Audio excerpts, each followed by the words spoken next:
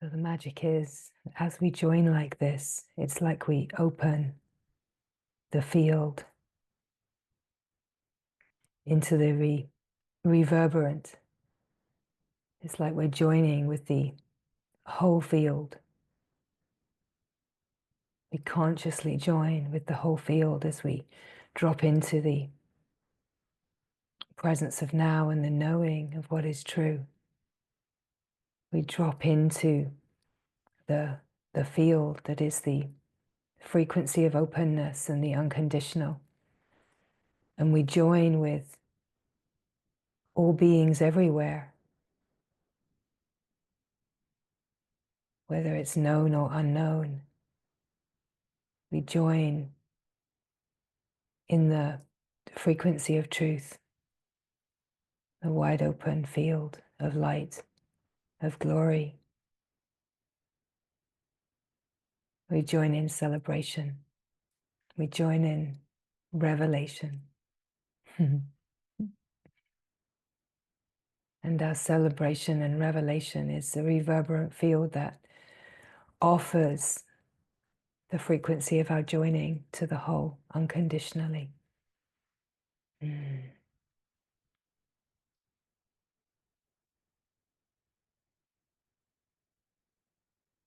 So as we come to the presence field, the presence that we are, we open to the power, the true power that we are. We realize that the power and the fulfillment has never been outside of what we are. That the play of the human life can be such a play of giving the power away to experience relationship, people, ideas and concepts, imagining that this truth, this glory is outside of us, or even that there's a way that is outside of us. Because we learned so young to look outside, to be dependent outside, to be looking outside. And of course, in the young life, we needed to be cared for. We needed that support. And yet through that, we learn to give the power of our greatest treasure. And the greatest treasure is the light of our own heart and the intuitive knowing of what we are and what we belong to. That somehow we learn that in order to survive and stay connected, in order to receive the nourishment, that we needed to somehow leave the absolute intuitive knowing of the heart.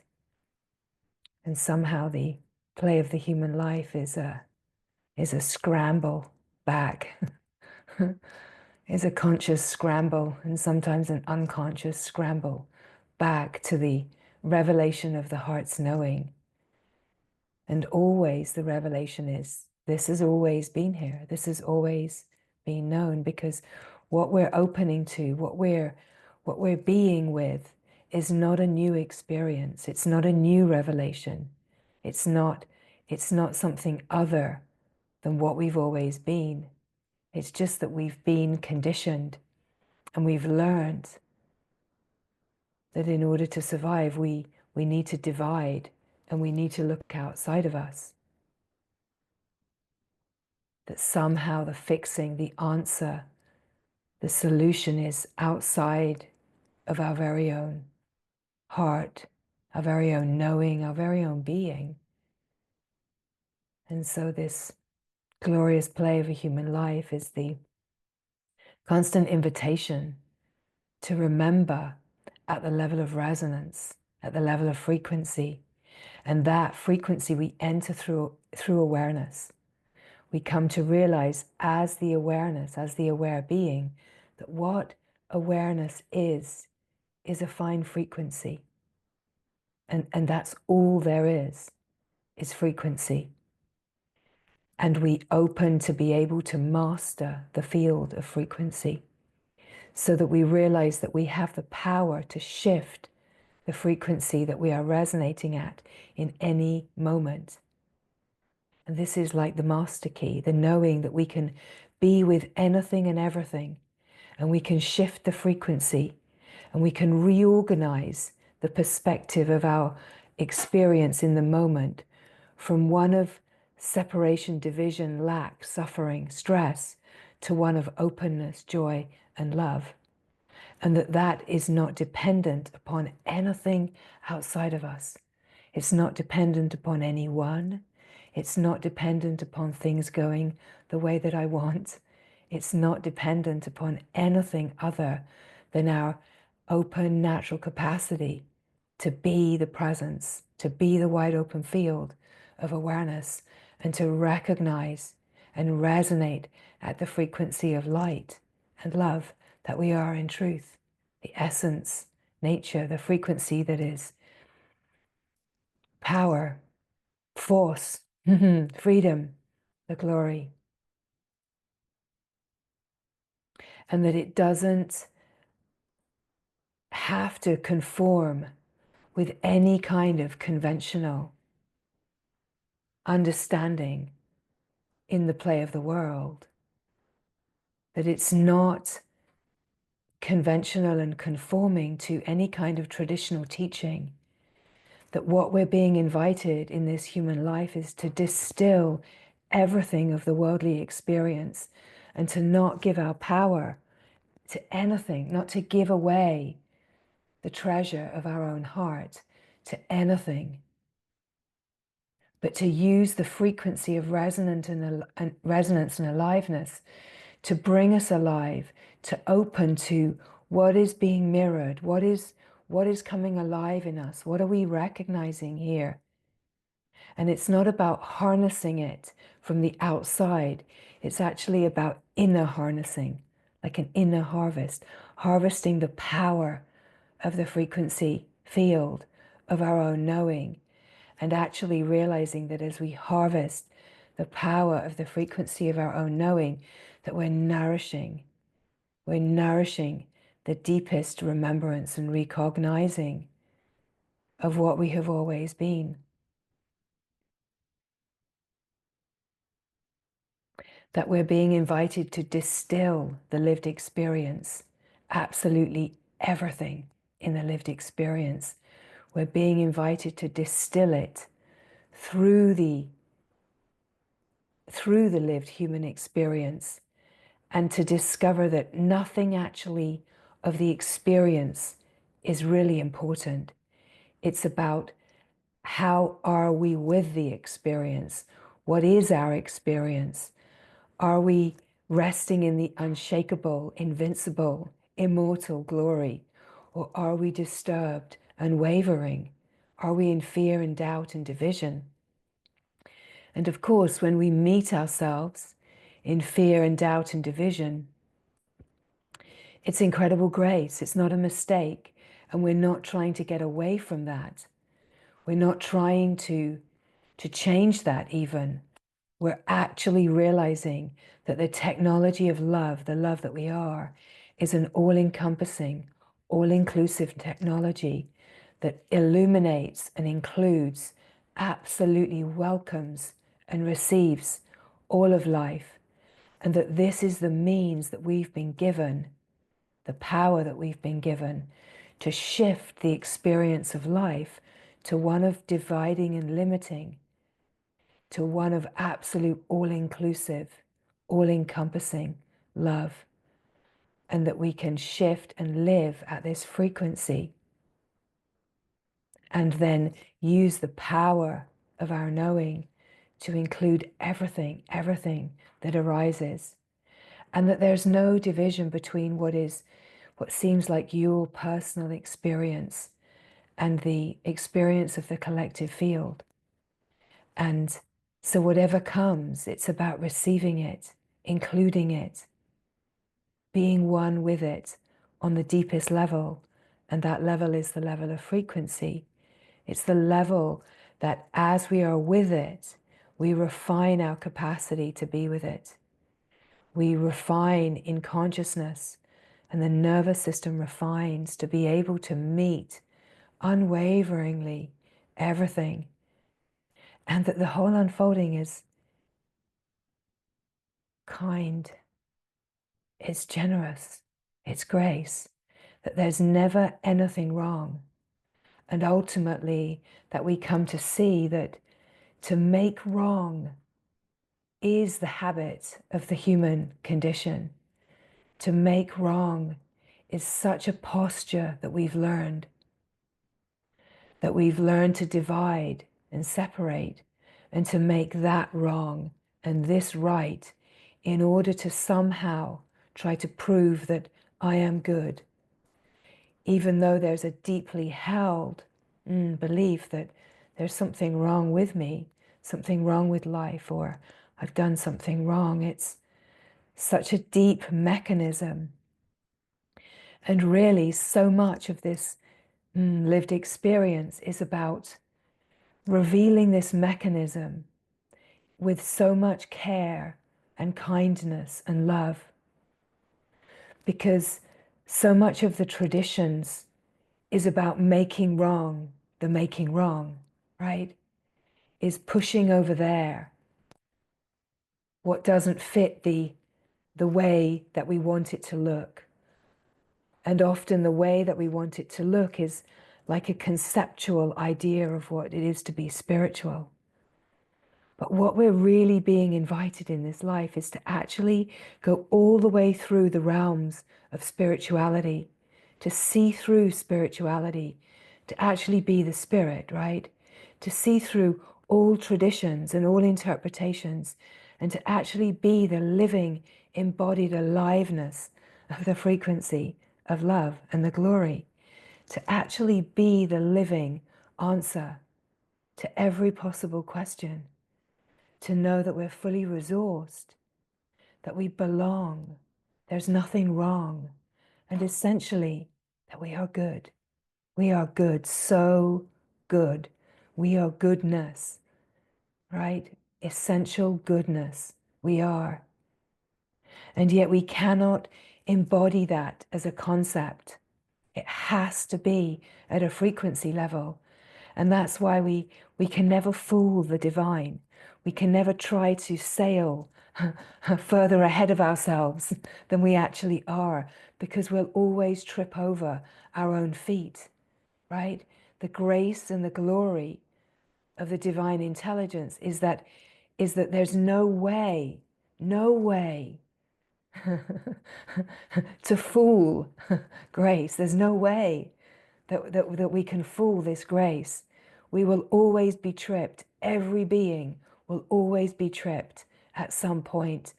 And that is not wrong. It's the glory. It's the grace. There's nothing more profound than tripping up over our own concepts and self-inflated ideas of what we've achieved, right? Nothing more glorious than finding ourselves back on our knees, forehead to the ground, face full of dust, right?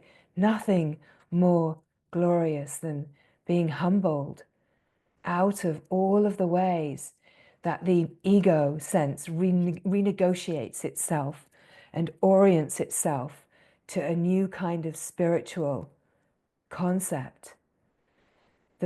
That essentially, that's the glory of this unfolding, is that we don't end up as a spiritual being. We end up as a human. we we end up right where we started. Right?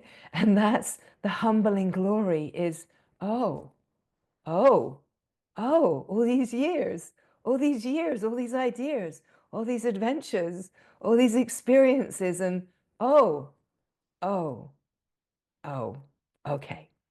How glorious, how divinely glorious, right? To just be a plain old human. And yet, that plain old human is a free human, a human that's completely free to play and be fully engaged with this life as a reality, and not to be in a fear of life as a divided worldly experience. That reality is a frequency. Heaven is a frequency, right? Everything is frequency. And really, our lived human experience is to embody and manifest the Satyaloka and to actually live this right on the surface of life, to be a living frequency of the glory, celebratory, revelatory, to be the field of grace, to be the field of love, to be a living, walking frequency field that's like a transmitter. And then the glory, as we join, we offer the frequency of our lived experience into the collective pot. And as we join, there's an amplification. And the whole field of our joining becomes a reverberant field that's an offering, an unconditional offering, right? And so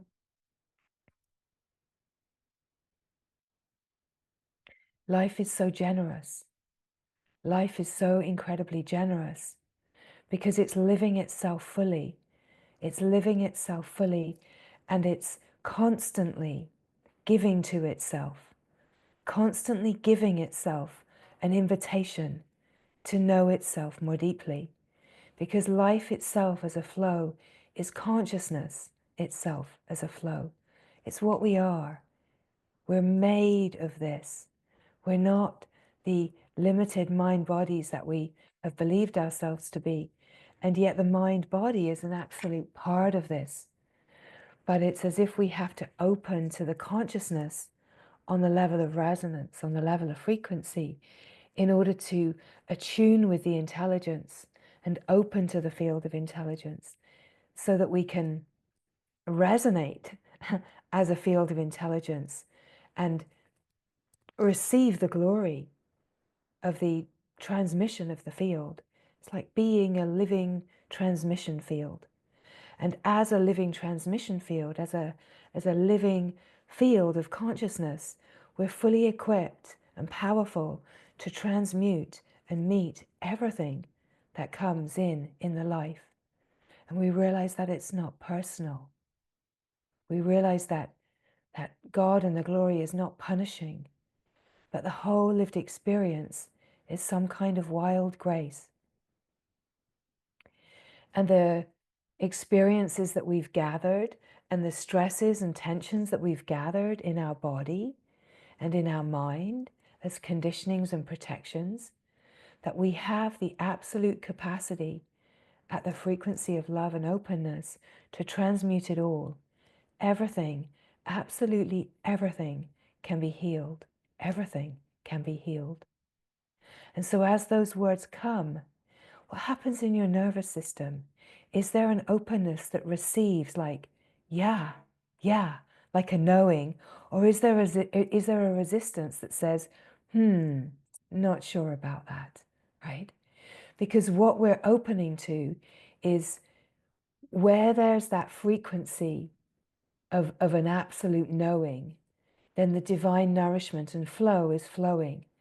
Where there's a frequency of, I'm not sure about that, there's absolute grace and the possibility to explore. Because immediately then we meet a frequency of resistance. And it's not a resistance to something or someone, it's just a frequency within the field of resistance. And so the glory is that we include that. Welcome resistance, right? And we welcome it at the level of feeling, sensing. We welcome it at the capacity that we have to feel and sense like an energy signature, like sensation, vibration. We welcome it at the level of the vibratory resonance of the field. And we just meet resistance as a kind of discordance in the field, a discordant patterning. And the welcoming of that isn't trying to work it out, isn't trying to understand why would I be resistant to the possibility that everything and anything could be healed. I just welcome, oh, there's something here. There's something pushing against that. There's something here that I can feel, right? And so, of course, what we're expressing and I'm pointing to in this moment is an example of exactly what happens in every single situation that we resist, every single situation that we push against, right? It's always the same. It doesn't matter what the situation is and the details. It's about being able to recognize, I'm pushing against life here. I'm pulling away. I'm closing down. I'm resisting. I'm triggered. There's a charge. And the glory of this unfolding is that we really come to recognize that everything is grace. Everything is grace. So when resistance arises, it's an incredible opportunity to explore that. It's an incredible opportunity to meet yourself and to face yourself in this situation, right? Whatever it is, to meet yourself, face yourself in this situation that's arising. Because if there's any kind of resistance or discordance, it's this opportunity to welcome it, to receive a part of yourself that has been pushed away or hidden, repressed, suppressed, whatever words we want to use. It's just a discordant pattern that's innocently in protection, and it's an invitation to welcome that protected part of you into the fullness of the frequency of love. And the technology of love is to include, is to receive, is to absolutely unconditionally welcome, without any kind of interception of the mind that says you need to be like this, you need to do that. What about if you try this? What is going on here? I need to understand this. I need to process this. So the technology of love welcomes with no agenda, no imposition. And in a way, what we're really speaking of here is awareness, being aware, right? So we can call it the technology of love, and openness, of receptivity of the field. We're speaking of awareness, being aware and noticing that awareness has no agenda. It's just aware, just open, innocent, receptive, just seeing as the seer. The seer sees the seen, but the seer does nothing with the seen, just observes, just naturally. And so then whatever we see that's the seen, that's taken a shape, is somehow maybe some kind of discordance, some kind of holding, just in the presence of love. Love is the profound technology that in the presence of a love that is truly all-encompassing, all-welcoming, all-inclusive, that whatever feels to be discordance recognizes its core frequency, its essence frequency, because it feels a safety and it starts to open from the inside.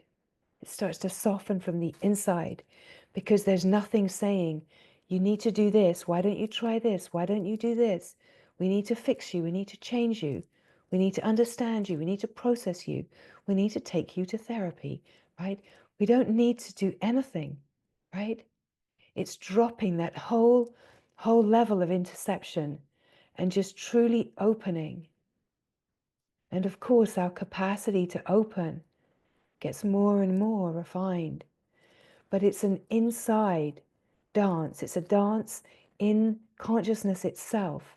It's not a dance of the mind or the personal. It's not about understanding or learning anything.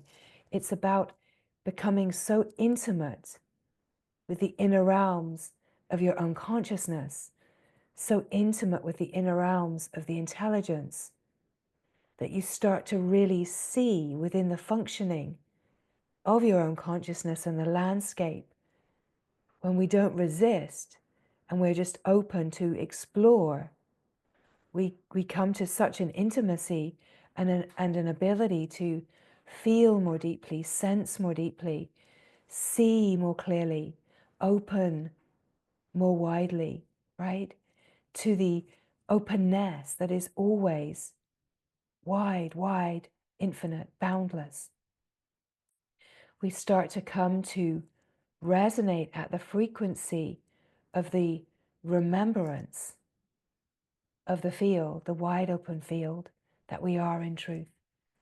So where we notice this discordance, where we can open and receive the discordance, and we can feel.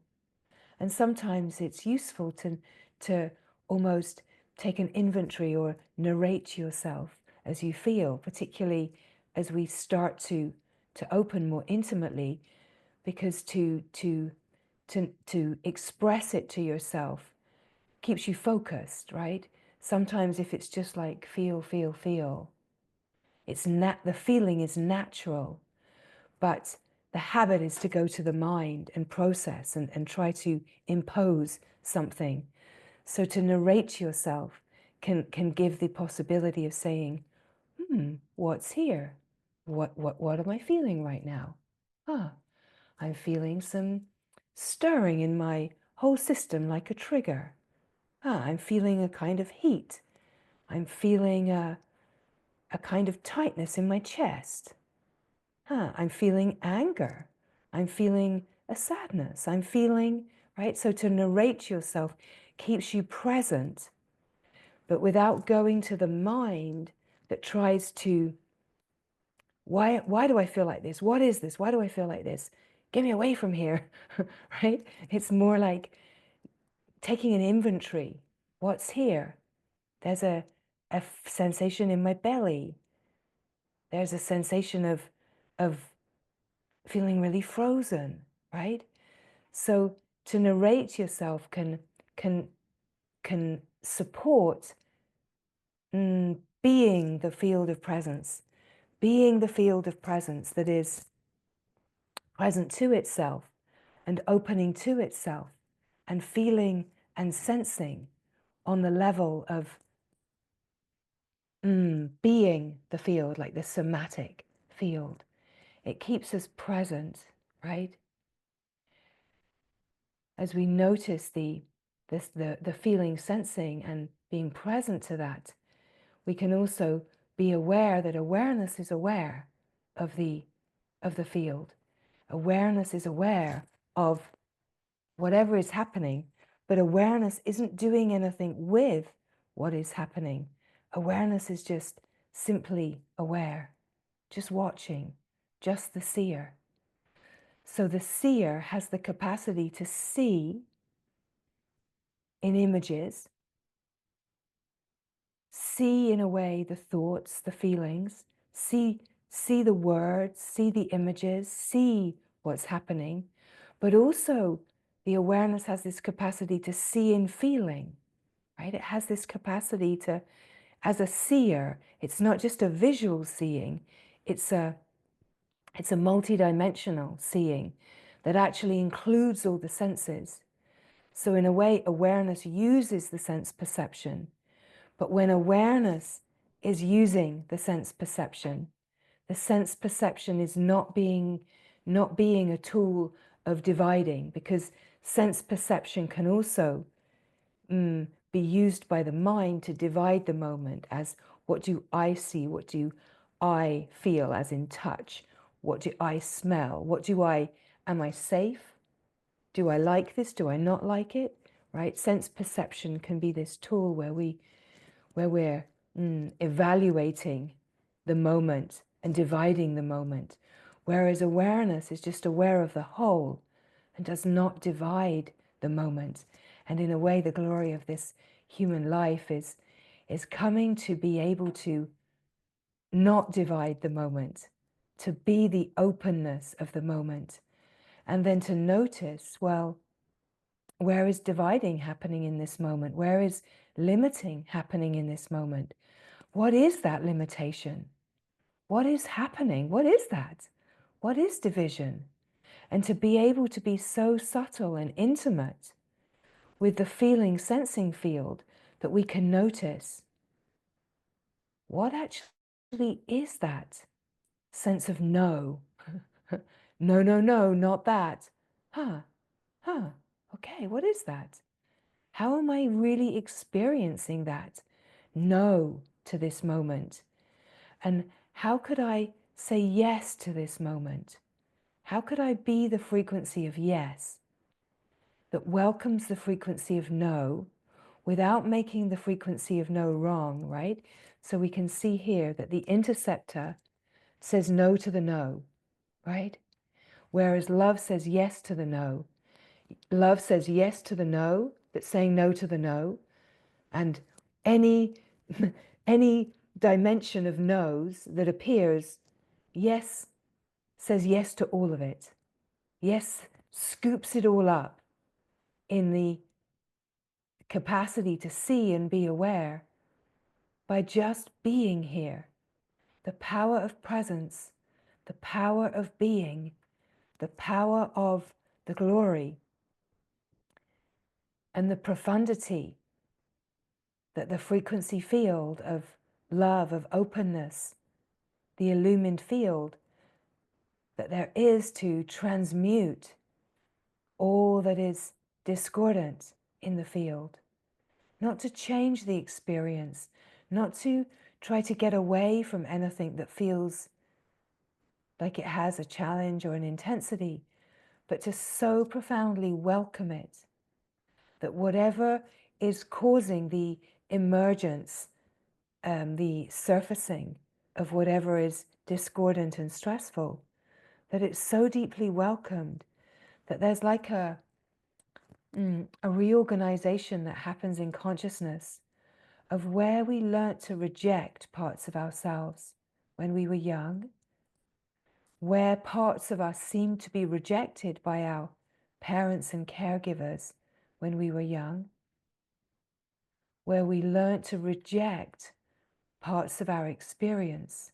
It's like we're coming to learn to, instead of naturally, instinctually, protectively reject life and our experience, we're coming back to the capacity to include the fullness of the lived experience.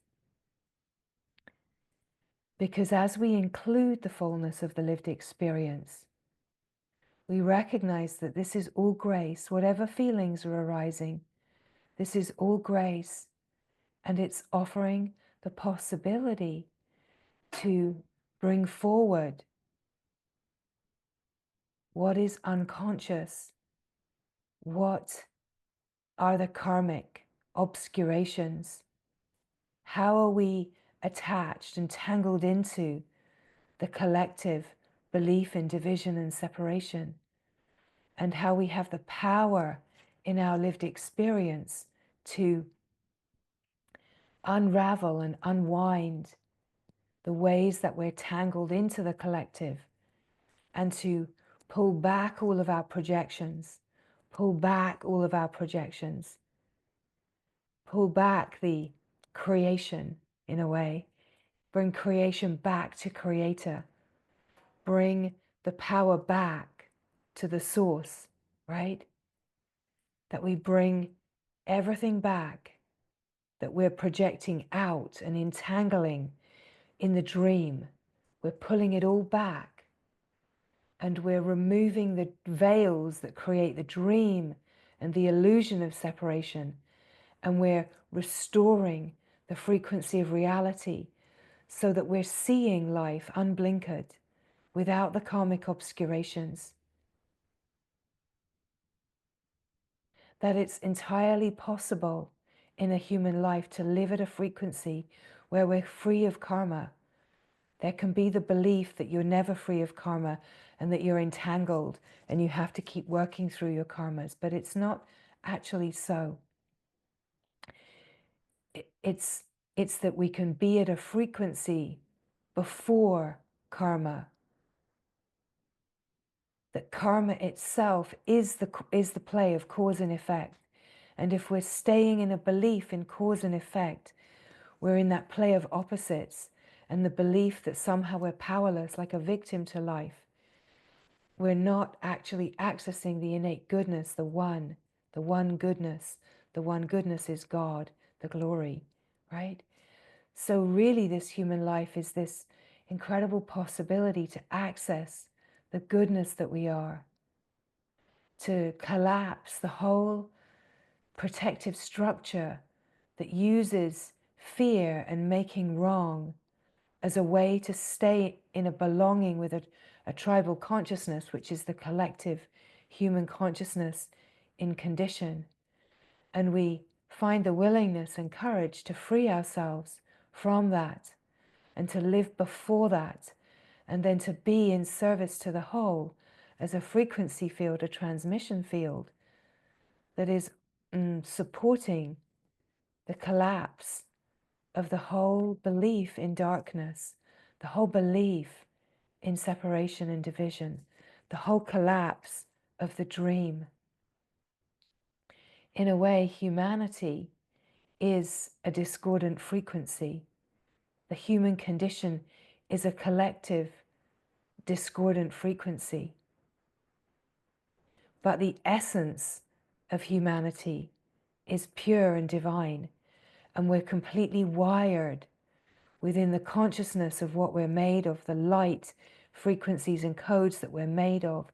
We're wired to know our divinity. We're wired to take this all the way back to the source, to the origin, to the divine, to the pure innocent. We're absolutely wired. I mean, it's even more profound and subtle than that. We already are it, right? We already are it. And so, of course, we're wired. We're set up completely. It's just that we've learned to only use a limited capacity of our consciousness, as in the mind-body consciousness, and to not use the fullness of consciousness. When we use the fullness of consciousness, we open to a cosmic consciousness, and we discover the universal consciousness as being the truth of what we are, that we are a field of consciousness. And then we open to the flow of the unified field of consciousness.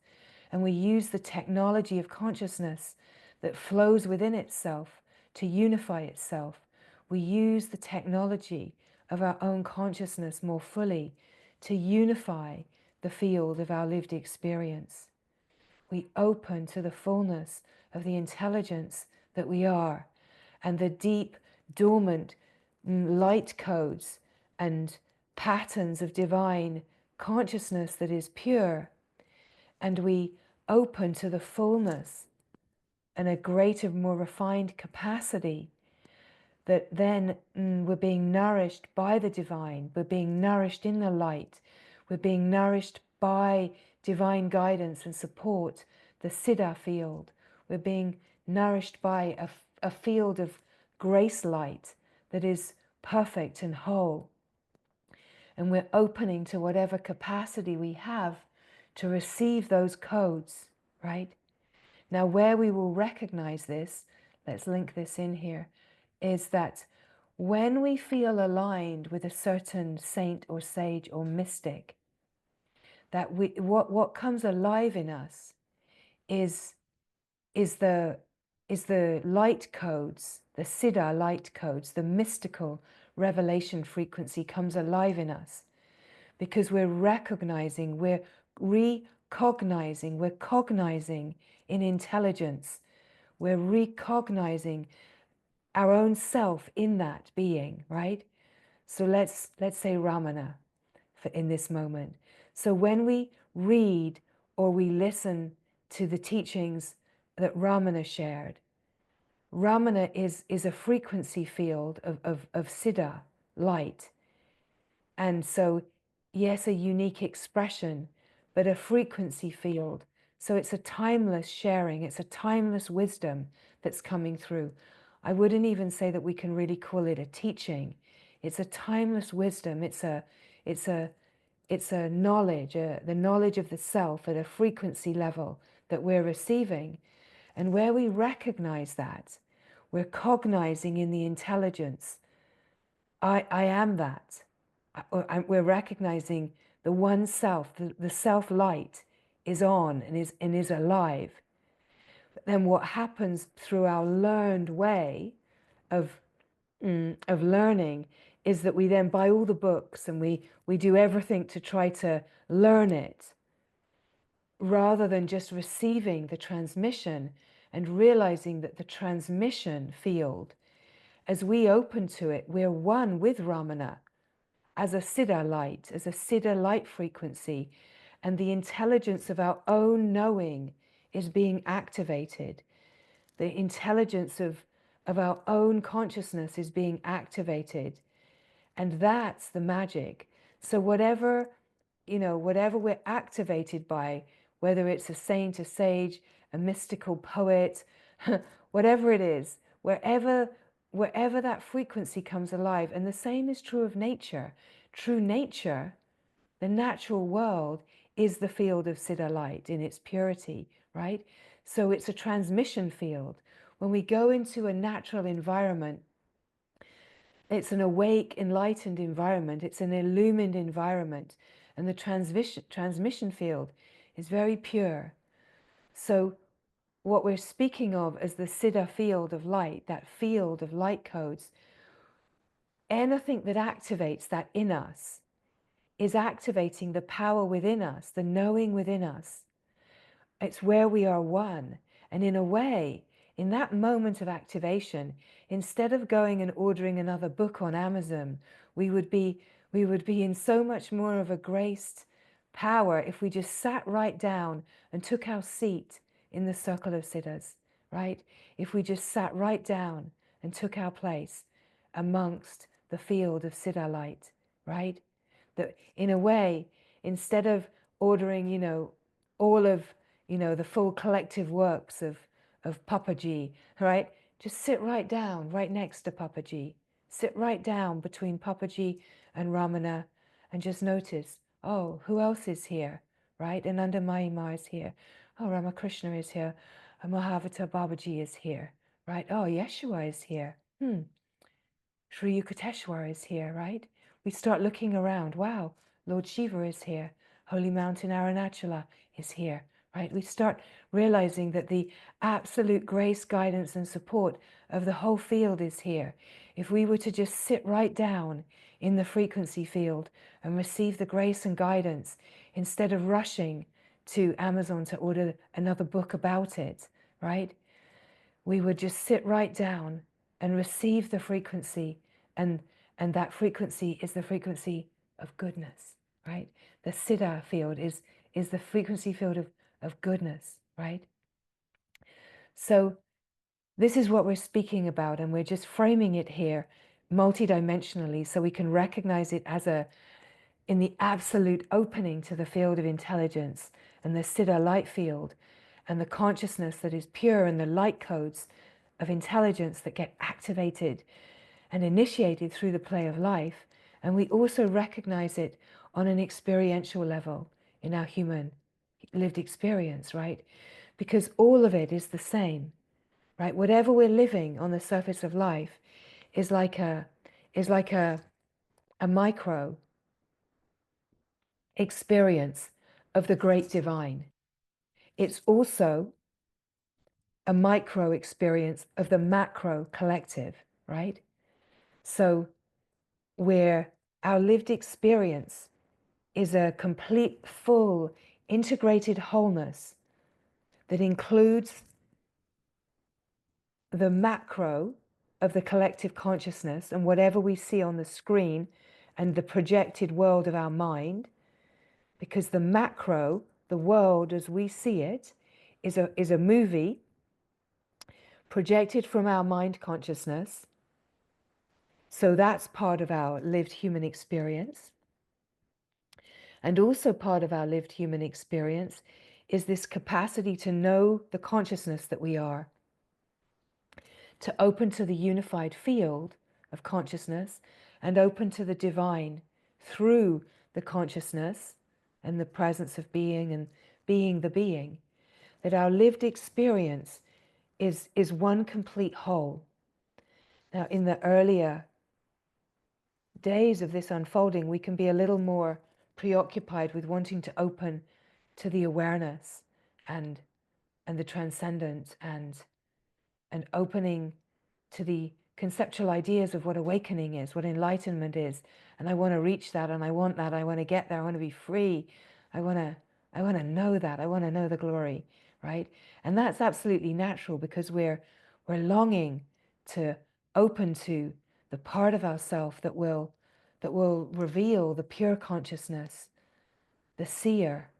Because to open to the pure consciousness and the seer, right, the cosmic consciousness, is to open to the power of the field of consciousness. And then we open to the technology of consciousness, of love, of the reverberant field, of the awake awareness, of the awake consciousness, conscious of itself. We awaken to the field of being consciousness. And once we're open to the field of consciousness, we're open to the flow of intelligence. And now the life is lived in consciousness, as consciousness. It's no longer little old me, an island like struggling, scampering through life, scrambling through life, trying to make the best of it. We're suddenly open to the whole field, and everything is taking place in consciousness. And we still have a lived human experience and the residues to tidy up. And in a way, it becomes the most important part of the lived experience is now being the light, being the seer that sees the seen, the light that illuminates, the love that includes, and actually bring the unconscious into the light becomes the absolute fundamental part of the lived experience.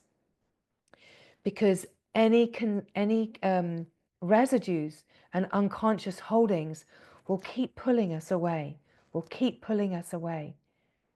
And so we don't have to do anything because the intelligence of life is doing it all for us. And so here it comes, a trigger, a resistance, right? Whatever it is, a major life seeming crisis situation, whatever it is, it's all some kind of grace and glory. And it's about having this capacity to not say no, to say yes to it. And we could say in that, always the remembrance that if a no arises, it's okay, because yes says yes to the no, right? Yes says yes to the no to the no, the no to the no to the no to the no. Yes says yes to all of it, right? So where we can access the yes, and the yes, we could say, is the pull of the heart, the longing of the heart, the knowing of the being, all the way through to the absolute access of the knowing of the great glory and the light and the intelligence, all the way through, starts, we could say, with that pull of the heart, the longing of the heart, starts with the sense of witnessing and presence. But this is like the portal, the access to the whole field, right? And it's the more that we rest here, the more that we open to the glory of the field of unity consciousness and the intelligence and the wisdom light. So here, the field, as we open to it, it starts to open the discordant patternings and repatterns the frequency field to align it with the divine, right? It's always the same, but it brings a recognizing in the field to repattern the protections and conditionings, like attuning these protections and conditionings with the divine. Now, what can happen in the play of the human life that so much a part of the unconscious is that we've made these unconscious commitments to certain ideas and beliefs that have arisen in the life that we've felt like is loving, is what brings us survival, what brings us nourishment. And so in the young life, there's much that is pre-verbal and deeply unconscious in the ways that we got programmed out of the glory, although the glory's always remained. We took on this kind of ways of being, because we started to learn to measure and evaluate the situation and work out, well, what do I need to do here to get nourishment? And how will I get my needs met here? So we learnt these ways, and we also just took on, kind of by osmosis, the frequency fields of our parents and caregivers, obviously through the DNA, and then through the nourishment of growing in a womb, and then just in the whole atmosphere that we were in our early life. And none of that is wrong. All of that is part of the play of the human life. Now, all the while, we've always been the radiant, shining glory, but the consciousness has identified with this idea that I'm this person, and this is how I get my needs met. This is how I get nourished. And so in a way, we cut off the fullness of divine nourishment because we're working in a way to get our needs met and surviving. Now, all that is unconscious, because it's unconscious, we can't access it. There's nothing we can really do to access it. And in a way, to work within the psychological carries us so far, and it's beautiful, but at some point, the psychological can't carry us any further, because the psychological, it has to be within what is already conscious, or at least subconscious programming, but the deep unconscious, not so much. But of course, life is constantly triggering the unconscious and bringing it forward. But that's where we have a tendency to go, no, not that, right? And to try to orient ourselves within a life which we know that we have subconscious patternings and drivers, but we're not always so aware of the unconscious. That would be the place that would say, no, I don't have any anger. No, I'm never angry. I'm never angry, right? But then suddenly something triggers you kind of from stage left, and suddenly you're kind of a little agitated and frustrated. And what about now? No anger ever? No, never, right? It's the subtleties of what's unconscious and pushed down that just starts to just rear its head. And we're so used to be of just pushing that away and trying to let's overlay that with a mood of something a little more palatable and something that will get my needs met. Because if I bring that forward, I might not get my needs met. I might not receive nourishment. I may not receive love. So we can only truly meet the unconscious in the light. The light, the divine love, is the only power that will truly bring forward what is unconscious and that we don't want to meet. And it's not even a meeting of what's unconscious in a way of bringing it forward and it being even messy. It's actually a much more profound technology that as we open to the light and we say yes to the no, the technology of light is that through illumination and intelligence, it repatterns, it reorganizes the frequency field. Now there's interim layers of that where we may bring forward and we may express and we may feel, but the actual technology of the unifying field doesn't actually need the details.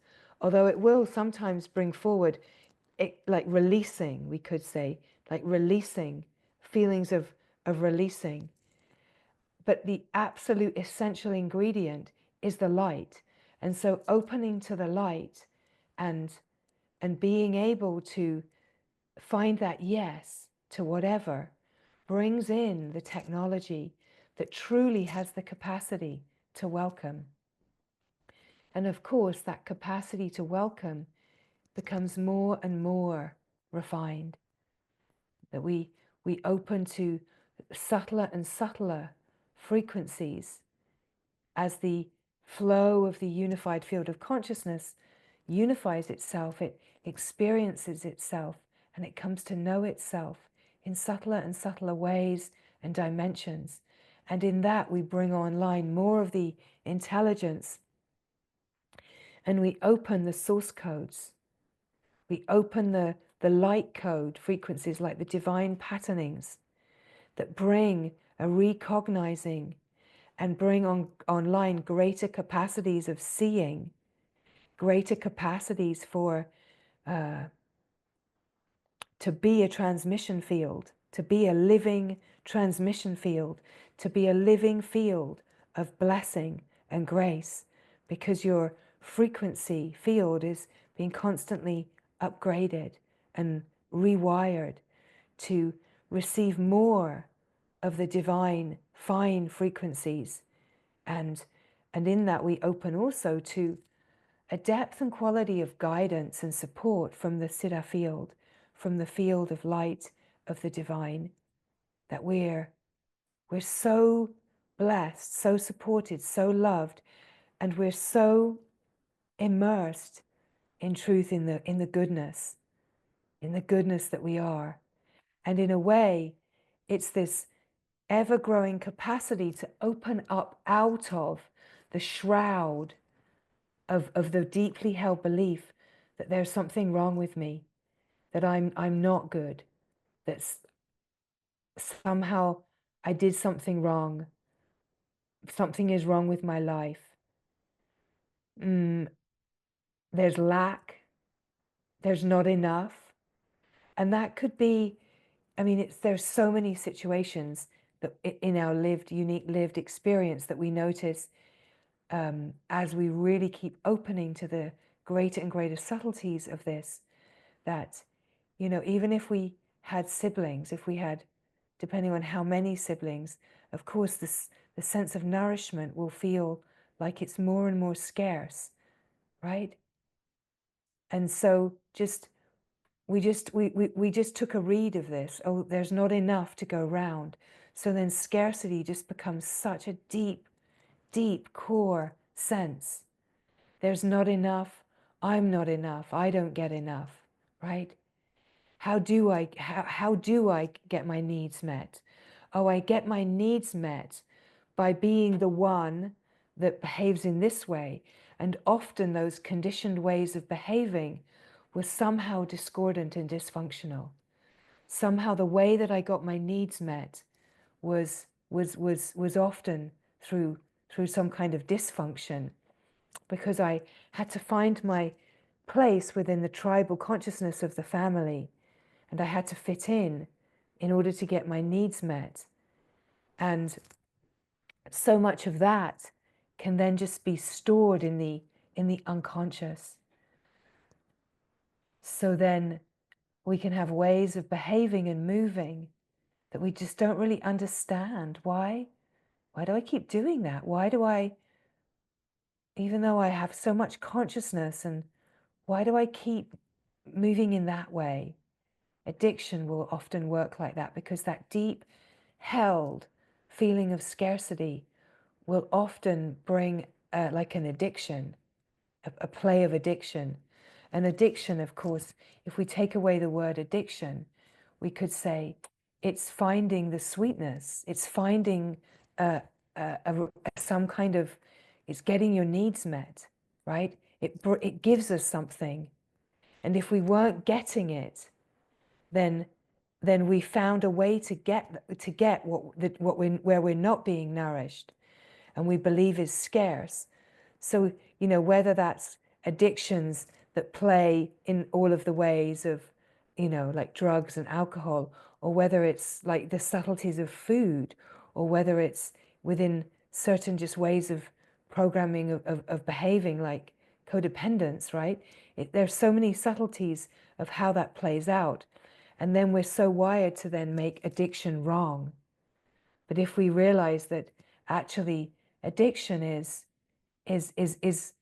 some way that I'm moving to get my needs met, it's giving me something in this moment.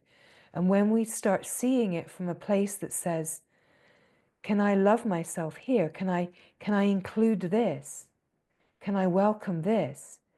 We start bringing in the abundance and the divine nourishment through including and welcoming and receiving,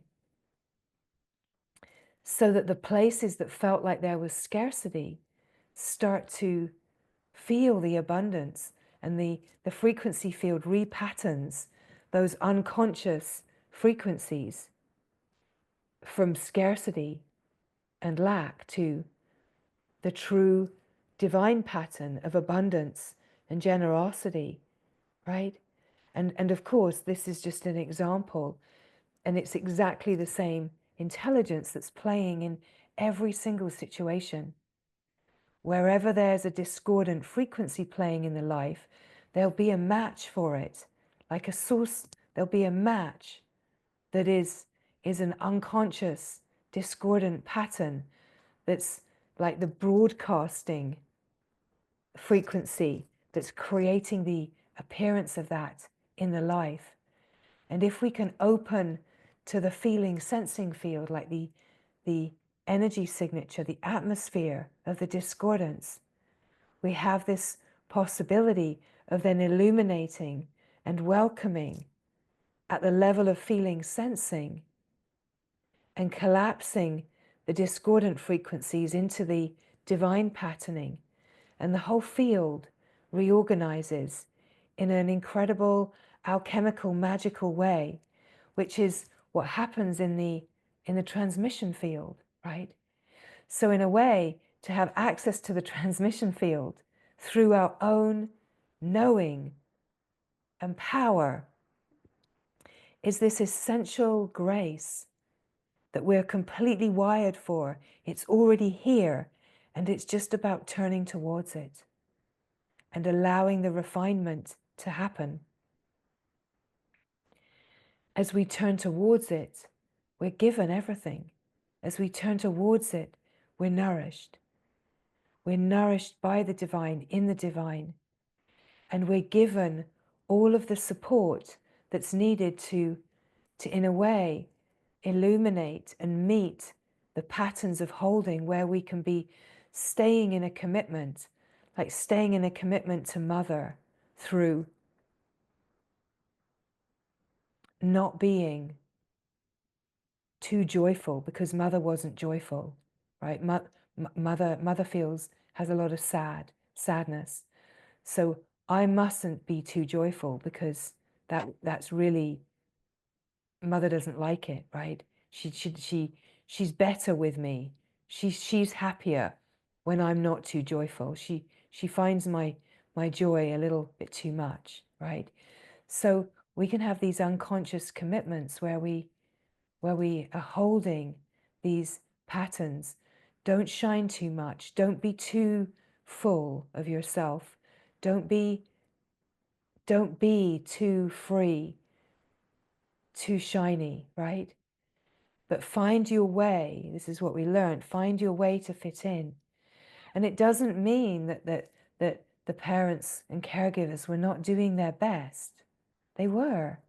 They were absolutely doing their best. They were just embedded in the same karmic dynamics and obscurations, right? So embedded in the karmic system.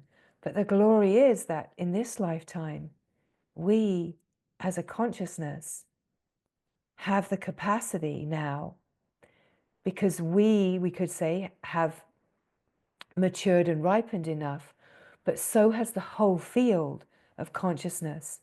The whole field has evolved to the point where there's the capacity within our lived experience to open to the unified field and to illuminate and refine and allow the transmission field to be a field where we are infused with grace and where shifting and changing happens. None of this is about processing it through the mind. None of it is about knowing the details. None of it is about going back and trying to figure it out. Although for sure insight will come and seeing of the pattern like a map, it will come. But let it reveal itself, because if there's a trying too hard, then we're shutting down the intelligence, right? It's really just to sit and to open to guidance. Show me, great glory. Show me what I cannot see. Show me what I cannot see. I can feel somewhere here that there's a holding pattern. I can feel it because either I have pain in my body. Pain in the body is a very clear expression of the unconscious, right? But do we have the capacity to open that pain in the body is a message? Discordance in the body is a message, right? That we could say, oh, it's because I'm old, I'm aging. Say yes to that no, right? Say yes to the no. We have the possibility to regenerate and rejuvenate. Like, what's actually possible in the field of intelligence is so far beyond what we imagine. But then we have to be open. Are we willing and courageous enough to meet our no's? No, I don't believe that that's possible. Okay, great. You have the opportunity here to say yes to that no. You have the possibility here to welcome that part of you that's shutting down. Because as long as there's a no there, of course it's not going to reveal itself. The no is a protection. It can be like, well, I have this because, my back hurts because I was carrying something heavy. So, like, there's a reason why it happened, and now I need to fix it. Not even that, right? It's so much more subtle and refined than that. That is the magic of the wisdom that's bringing that whole situation as a lived experience to bring that pain in your back, to bring you to have to lie down and rest so that you meet that pain to bring forward something unconscious. So then we want to be so aware of the frequency of wanting to fix and change, wanting to move in a way that is, how can I fix this? How can I find something or someone out there that will fix me, right? So here we're just entering this little seeing that we're so habituated to go to find somebody. This will be the one that will fix me. This will be the practitioner. This will be the modality. This will be it, right? I've heard that it's helped this person, so it's going to help me. Of course, what a setup. What an amazing setup, right? That you believe that it helped that one, and then it's going to help me. What an amazing setup that your mind has created so that you can give your power away. Now, there's a different way to be with it. The way to be with it is to be with it as a field of presence, to say yes to the no, to say yes to any kind of resistance in the field, any belief that this is not going to get better or I need to fix it, any subtleties around it. Open the whole field. Open the whole field. Say yes to it at the deepest level possible. And if there's a call to invite outside support, be sure to meet that support without a dividing idea. Have such an awareness if you're creating a dividing idea and you're giving power. And it's so subtle. meet the support as a field of presence. Meet the support as a unified field. And open to the frequency field in a completely different way. Open to, oh, here's the grace coming in. This is grace coming in. This is not going to fix me as a power outside of me. This is opening to the grace. Thank you, Great Glory, for revealing a companion of grace. And I open, not for a fixing, not for an outcome, not because this is going to make this better, but this is giving me an opportunity to meet myself more deeply. And I can join in this grace support to meet myself more deeply. I'm not stepping in to a situation where I'm giving my power, that you're the magic bullet that I've been waiting for, and I'm going to measure the outcome according to my mind assessment and measure of what's better and what's worse, right? Essentially, we don't need the external support until we have that all-encompassing grace within us to truly say yes. But we might need another way to face ourselves. But how do we make that not another go round on the merry-go-round, right? Because we're so ready to just renegotiate the ego sense of let's fix and change, let's make my life better, let's put all my hope into this. And it can be very subtle, but the same frequency that's saying no to this, right? That you're living at that frequency of no or division. So to see that and the unconscious commitment to that no, and open that no to a yes, right?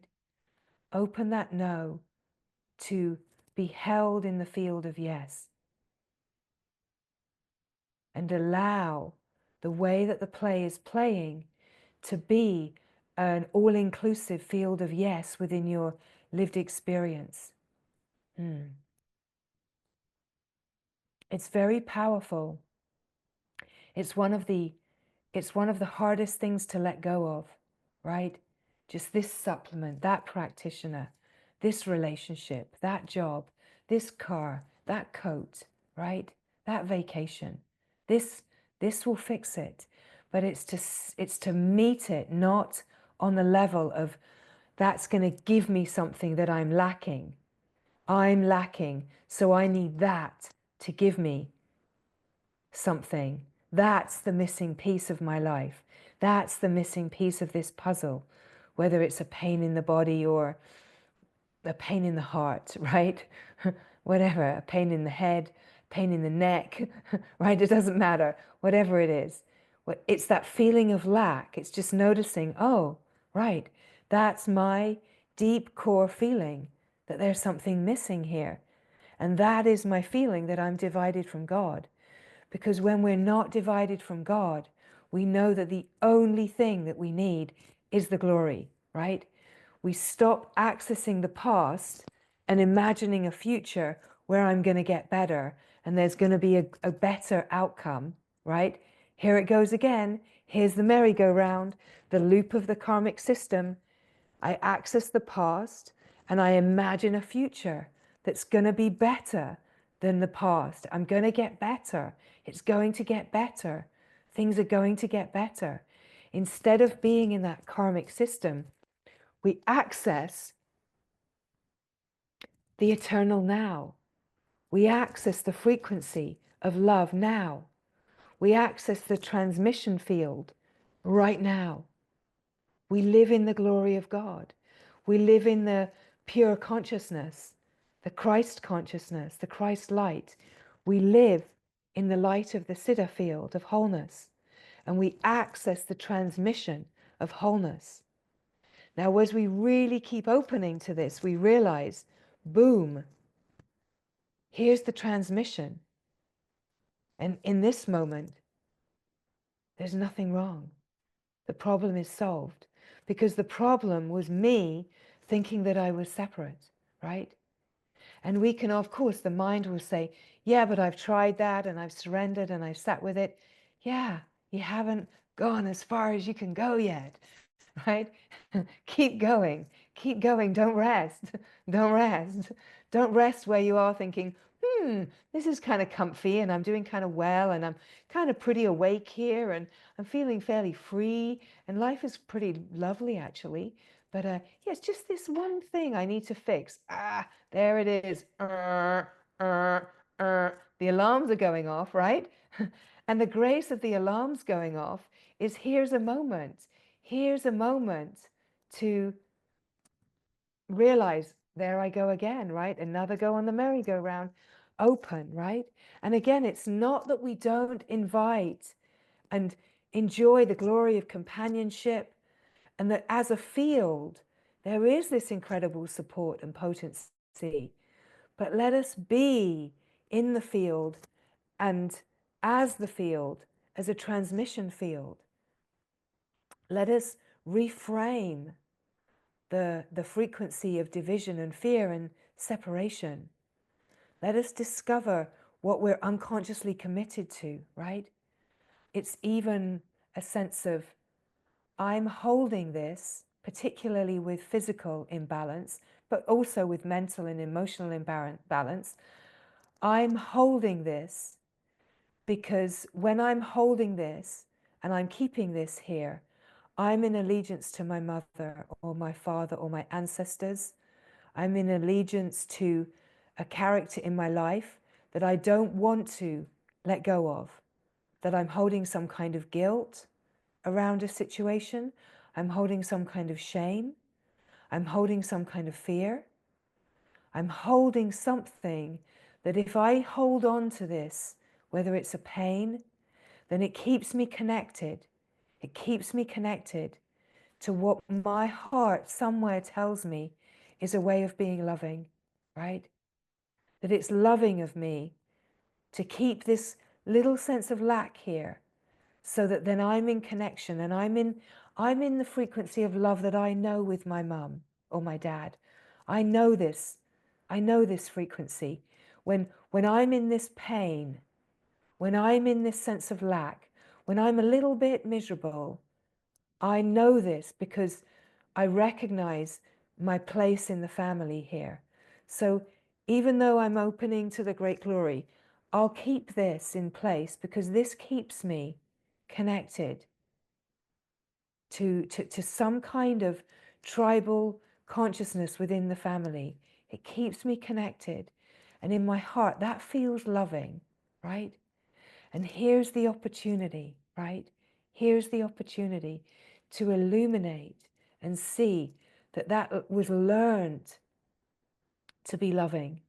It was learned, but it's not actually the fullness of unconditional love. If it's restrictive, if it's limiting, then it's not the fullness and truth of love. And so, what if we let the technology of love include the feeling of guilt of leaving that? What if I leave this situation and this story? What if I leave this pain? What if I leave this holding pattern? Am I breaking a bond of love? Am I leaving my mother, my father, my siblings? Am I leaving characters in my life that have been precious? Can I see, as I illuminate, that when I meet every being as the love that I am, as the technology of love, all-encompassing, all-inclusive, I can actually meet every being deeper, fuller, clearer, and more whole. And I can restore the pattern, not only for me, but for my loved ones. I can restore the divine patterning through the ancestral line. I can return the whole line to a frequency of divine. I, through my meeting of this and releasing of this, can actually plug that whole line in a way it clears the whole line and restores the divine pattern and code, light codes, and in that restores my lived experience in the intelligence, and I pull out a thread from the karmic system and plug it back in to God. I pull out a thread, right? The image I'm seeing here is of like one of those old-fashioned telephone exchanges in the very early days where the operator would sit and have all these plugs in, you know, amazing, right? I mean, even that technology is pretty extraordinary because you could see it then. We can't really see it now, but I'm seeing this. We pull out that plug and we plug it all in, and we start just mainlining, just plugging in to the main line of the divine. We just start plugging all of our threads into the divine, putting all of our eggs in the divine basket, pulling all of our projections into the divine. We bring everything back and we just open. Great glory, I'm yours. Great glory, I'm yours. All that I need is you. Wow. Wow, is it that simple? Yeah? Wow. Wow. Well, I'm sure I'm going to test that by thinking there's something else that I must have to do out there. But okay, in this moment, great glory, I receive the grace. I'm entirely receptive to the grace and the possibility that anything and everything can be healed across lifetimes and all dimensions into the eternal presence of now, can collapse the whole play of the world into reality, can collapse the whole play of the world into the Satya Loka, the frequency of heaven, and be a beacon of light, to be holding and living at this frequency on the surface of life as a transmission field, as a reverberant field that is serving and supporting the whole, just by being myself. Wow. Just by truly being myself and living this life. Nothing fancy. Just by being myself, I'm a walking field of transmission, of light. I'm a walking field of blessing that just blesses and includes everything wherever I go. This too, and this too. Right? How magical, how profound, right? So just to receive the transmission field right now that you are, that we are. As we join and we open to the transmission field, we receive the frequencies that we're ready to receive. There's repatterning and recalibration happening right now. There's purification and recognizing happening right now in the field, in the intelligence that you are, right? So just to receive it, just to say yes, just to receive it all, just as you are. Mm-hmm. Mm.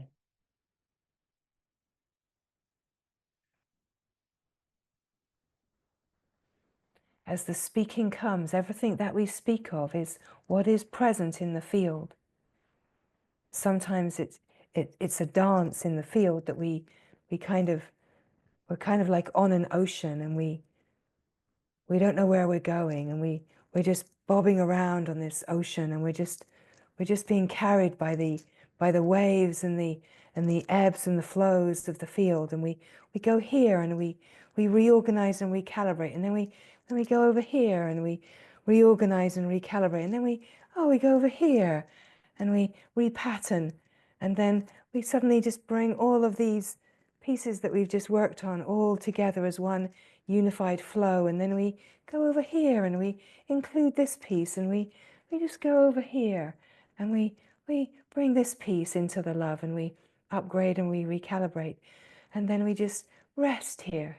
We just rest here, and we just feel the recalibration and repatterning happening in the field. We just receive it, and And we recognize that whatever is happening is all a glorious divine intelligence that we have absolutely no control. We never have. And it's all just the way that it is. And the yes just says yes. And when we feel that yes, that's saying yes, we start to feel more joyful. We start to feel more jubilant. We start to feel like a notice revelation and insight starts to come in. And what it takes is a willingness.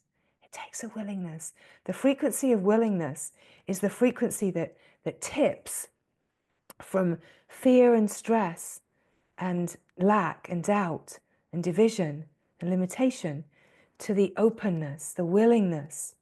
The frequency of willingness is the earliest frequency of yes. The willingness that just says, okay, what if? What if what I really long for is the glory? And what this miserable part of me right now wants is just to be miserable and just to be kind of suckered into this pattern. And what if what I realize is what I really long for is the glory? So what if I find the willingness just to open and include this part of me that's feeling heavy right now, that's feeling like there's darkness, feeling like there's some kind of lack? What if I just include this part of me right now? Because I recognize that what I'm really longing for is really just to bring everything to the light.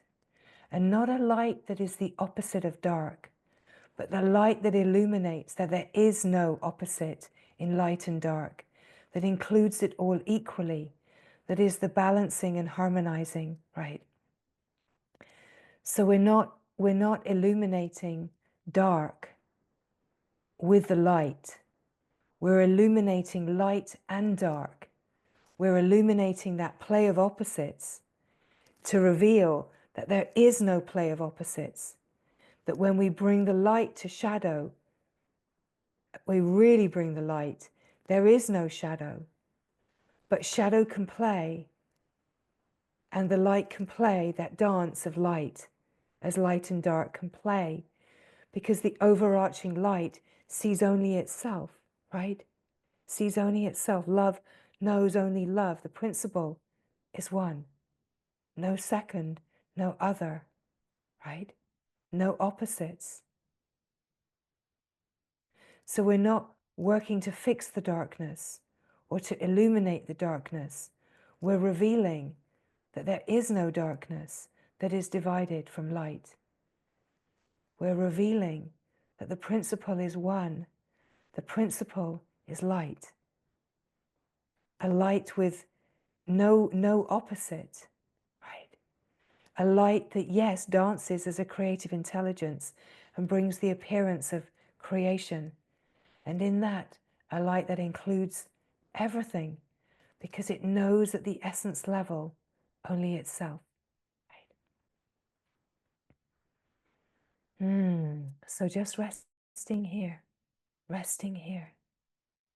and just bobbing around on this ocean of this unified field of consciousness, just bobbing around in the sense of being able to feel the vastness and the infinite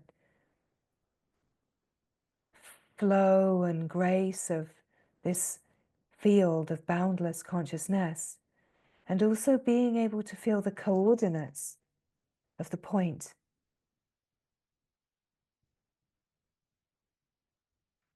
Being able to feel the coordinates is what allows us to bring this light to the surface of life, right?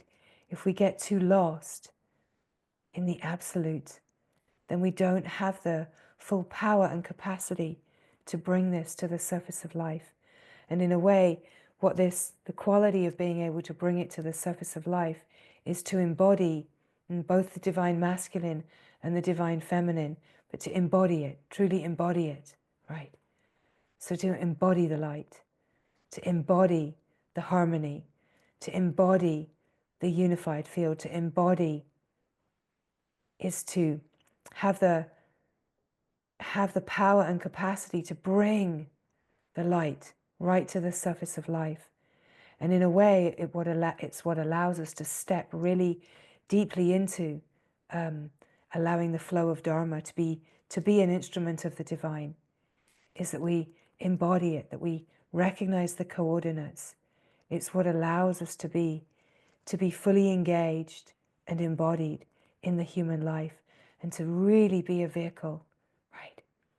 So just here now, just feeling the coordinates, and yet feeling too the infinite field, the unboundedness, that you're everywhere and nowhere, and yet right here,